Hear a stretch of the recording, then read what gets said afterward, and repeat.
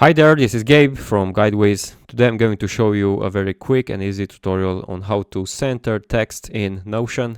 Unfortunately, this isn't a native solution. You cannot center or align the text in any way natively on Notion, but there is a workaround. All you have to do is press equation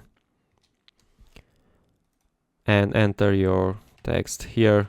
It will automatically put it in center. Now this uses the KText language, so you can customize the text in this equation. You can find more on their website. You can change the font, change the size, change the color, and all sorts of styling.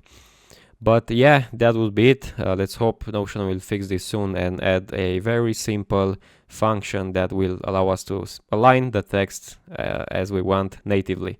So yeah, that will be it. If you found this useful, please like the video and subscribe.